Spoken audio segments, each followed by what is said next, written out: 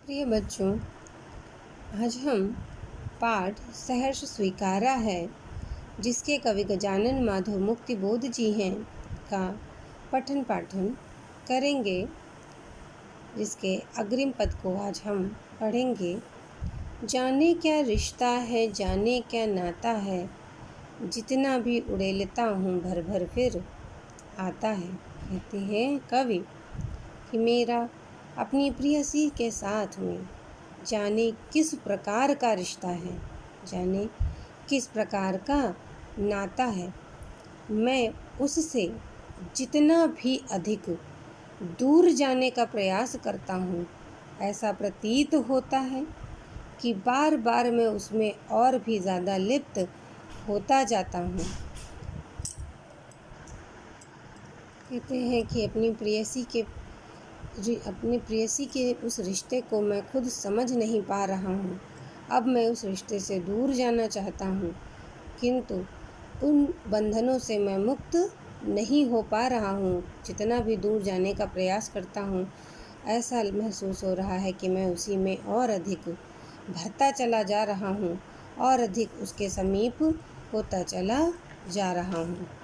दिल में क्या झरना है, मीठे पानी का सोता है।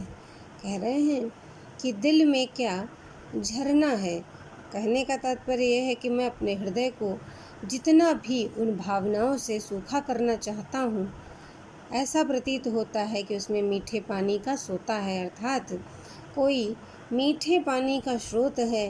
जितना मैं उसको सुखाने का प्रयास करता हूँ, उतना ही वह मीठे पानी से भरता चला जा रहा है। कहने का तात्पर्य यह है कि उन भावनाओं से मैं जितना दूर भागने का प्रयास करता हूँ, वह भावनाएं उतना ही मेरे अंदर से उमड़ उमड़ कर बाहर आ रही हैं और मैं उनको रोक नहीं पा रहा हूँ। भीतर वह ऊपर तुम मुस्काता चांद ज्यों धरती पर रात भर। कहते हैं कि हे प्रेयसी, तुम मेरे भीतर भी हो और ऊपर भी हो। कहने का तात्पर्य यह है कि भीतर तो तुम्हारी यादें हैं और ऊपर आसमान में मुस्कुराता हुआ चांद जब धरती पर रात भर अपनी चांदनी बिखेरता है, तो उस चांद में भी मुझे तुम ही नज़र आती हो। तो कहने का तात्पर्य यह है कि भीतर हृदय में भी तुम समाहित हो और ऊपर आसमान में भी मुझे तुम ही नज़र आती हो। संपूर्ण धरती पर फैली हुई चांदनी में भी मुझे तुम ही नज़र आती हो। मुझ पर क्यों तुम्हारा ही खिलता वह चेहरा है, सचमुच मुझे दंड दो कि भूलूं मैं भूलूं मैं। कहते हैं कि मुझ पर तो वो तुम्हारा खिलता और मुस्कुराता चेहरा ही इतना अधिक बलशाली प्रतीत होता है, मैं उसको जितना भी हटाने का प्रयास करता हूँ, वह मुझ में उतना ही समाहित होता चला जाता है। सचमुच मुझे दंड दो कि भूलूं मैं। वो अपनी प्रेयसी से बहुत विनती करता है कि तुम मुझे यह दंड दो कि मैं तुम्हें भूल जाऊं, क्योंकि अपनी प्रेयसी को भूल जाना कवि के लिए एक दंड के स्वरूप ही है। तो वह कहते हैं कि तुम मुझे इस प्रकार का दंड दो कि मैं तुम्हें भूल जाऊं। तुम्हें भूल जाने की दक्षिण ध्रुवीय अंधकार अमावस्या।